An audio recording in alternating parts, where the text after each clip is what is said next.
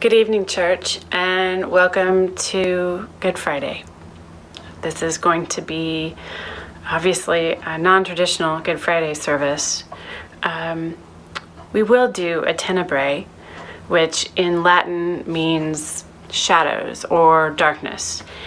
It comes from the very old monastic tradition of at Holy Week having this service at the end of the day, each day during Holy Week. Tonight we will be reading, my family and I, portions of the Passion story from the various versions in the four Gospels. And we will extinguish a candle with each of those stories as it tells the story until eventually only the Christ candle is lit. And then finally it too will be extinguished. And that symbolizes the apparent finality of Jesus' death. And at this point, Christian and I will sing an a cappella hymn together. Traditionally, there are no instruments on Good Friday. Everything is stripped away, and it's just the humanity that is left.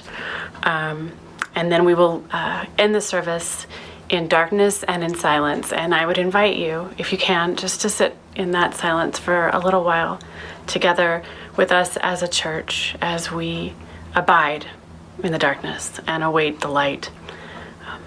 I will be praying for you, and I hope that you too will join us. Our prayer vigil is still available online. You can sign up to take a slot, and we will prepare for a memorable, if not very unconventional, Easter Sunday, where we will experience new life and new hope born in our lives in ways that are unexpected and unplanned, and we will continue to be church.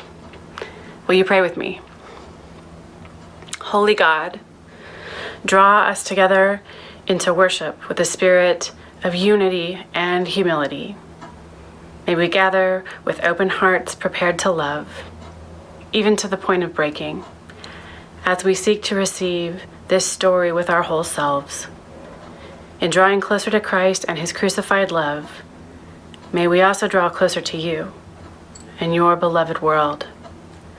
Gracious God, as those who strive to follow Jesus in our living and to trust your love in our dying, we gather to reflect upon the life that ended on a cross.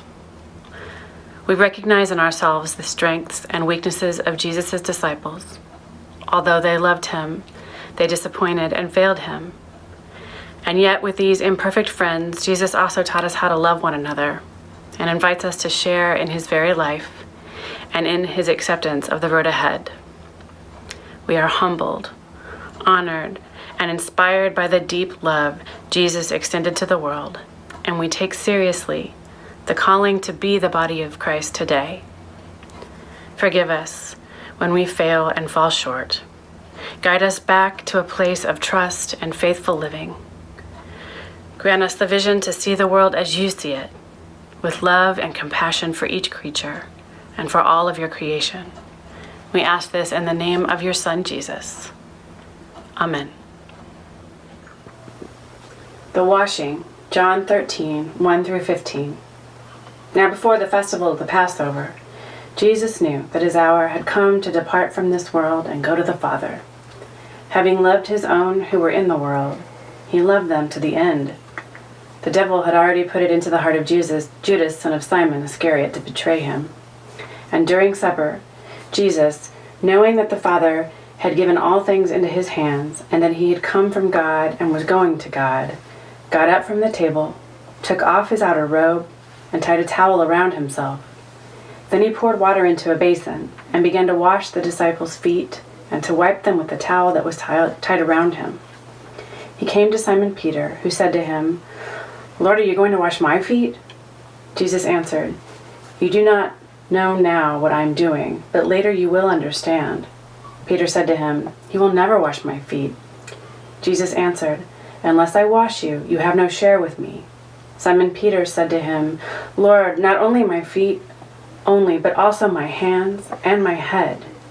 Jesus said to him, "One who is bathed does not need to wash except for the feet, but is entirely clean.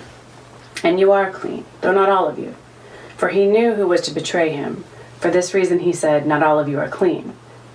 After he washed their feet, had put on his robe, and had returned to the table, he said to them, "Do you know what I have done to you? You call me teacher and Lord, and you are right, for that is what I am. So if I, your Lord and teacher, have washed your feet, you also ought to wash one another's feet. For I have set for you an example, that you also should do as I have done to you."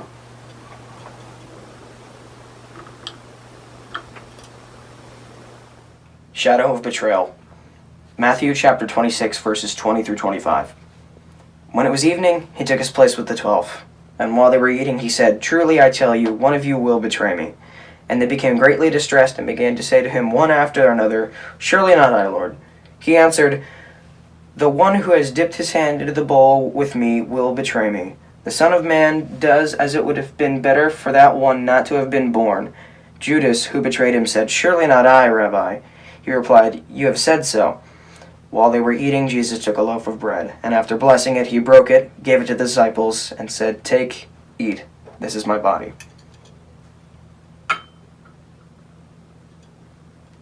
Shadow of desertion. Matthew 26, verses 31 through 35. Then Jesus said to them, "You will all become deserters because of me this night, for it is written, 'I will strike the shepherd, and the sheep of the flock will be scattered.' But after I am raised up, I will go ahead of you to Galilee." Peter said to him, "Though you all become deserters because of you, I will never desert you." Jesus said to him, "Truly I tell you, this very night, before the cock crows, you will deny me 3 times." Peter said to him, "Even though I must die with you, I will not deny you."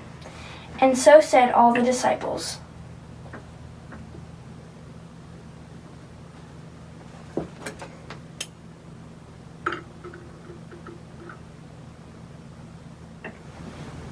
Shadow of lethargy. Mark 14, 32 through 41. They went to a place called Gethsemane, and he said to his disciples, "Sit here while I pray." He took with him Peter and James and John, and began to be distressed and agitated. And he said to them, "I'm deeply grieved, even to death. Remain here and keep awake." And going a little farther, he threw himself on the ground and prayed that if it were possible, the hour might pass from him. He said, "Abba, Father, for you all things are possible. Remove this cup from me. Yet not what I want, but what you want." He came and found them sleeping, and he said to Peter, "Simon, are you asleep? Could you not keep awake 1 hour? Keep awake and pray that you may not come into the time of trial. The spirit indeed is willing, but the flesh is weak." And again he went and prayed, saying the same words. And once more he came and found them sleeping, for their eyes were very heavy, and they did not know what to say to him. He came a 3rd time and said to them, "Are you still sleeping and taking your rest? Enough, the hour has come. The Son of Man is betrayed into the hands of sinners."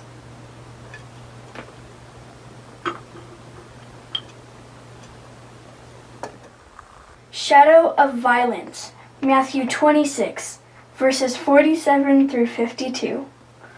While he was still speaking, Judas, one of the 12, arrived.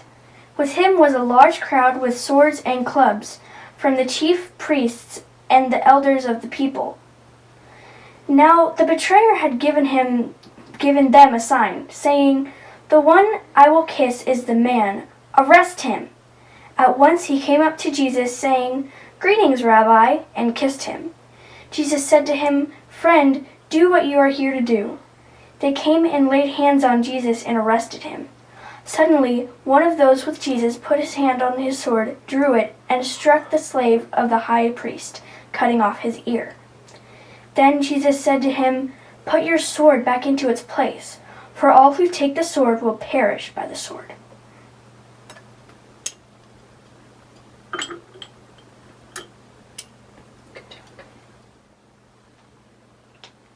Shadow of denial. Luke chapter 22, verses 54 through 62. Then they seized him and led him away, bringing him into the high priest's house. But Peter was following at a distance. When they had kindled a fire in the middle of the courtyard and sat down together, Peter sat among them. Then a servant girl, seeing him in the firelight, stared at him and said, "This man also was with him." But he denied it, saying, "Woman, I do not know him." A little later, someone else, on seeing him, said, "You are also one of them." But Peter said, "Man, I am not." Then, about an hour later, still another kept insisting, "Surely this man also was with him, for he is a Galilean." But Peter said, "Man, I do not know what you are talking about." At that moment, while he was still speaking, the cock crowed. The Lord turned and looked at Peter, but then Peter remembered the word of the Lord, how he had said to him, "Before the cock crows today, you will deny me 3 times." And he went out and wept bitterly.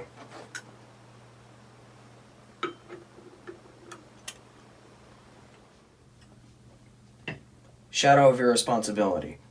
Matthew chapter 27, verses 20 through 26. Now the chief priests and the elders persuaded the crowds to ask for Barabbas and to have Jesus killed. The governor again said to them, "Which of the 2 do you want me to release for you?" And they said, "Barabbas." Pilate said to them, "Then what should I do with Jesus, who is called the Messiah?" All of them said, "Let him be crucified." Then he asked, "Why? What evil has he done?" But they shouted all the more, "Let him be crucified." So when Pilate saw that he could do nothing, but rather that a riot was beginning, he took some water and washed his hands before the crowd, saying, "I am innocent of this man's blood. See to it yourselves." Then the people as a whole answered, "His blood be on us and our children." So he released Barabbas for them, and after flogging Jesus, he handed him over to be crucified.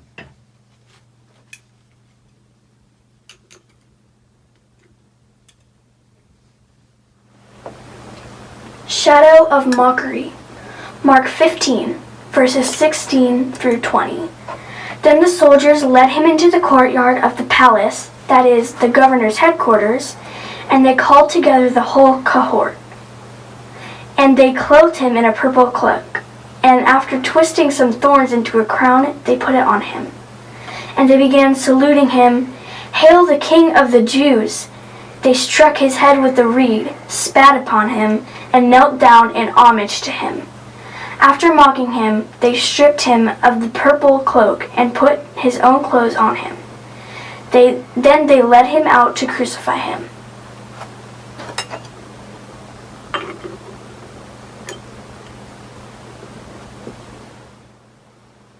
Shadow of death. Mark 15, 33 to 39. When it was noon, darkness came over the whole land until 3 p.m. At 3 o'clock, Jesus cried out with a loud voice, "Eloi, Eloi, lema sabachthani," which means, my God, why have you forsaken me?" When some of the bystanders heard it, they said, "Listen, he's calling for Elijah." And someone ran, filled a sponge with sour wine, put it on a stick, and gave it to him to drink, saying, "Wait, let us see whether Elijah will come to take him down." Then Jesus gave out a loud cry and breathed his last. And the curtain of the temple was torn in 2 from top to bottom. Now when the centurion who stood facing him saw that in this way he breathed his last, he said, "Truly, this man was the Son of God."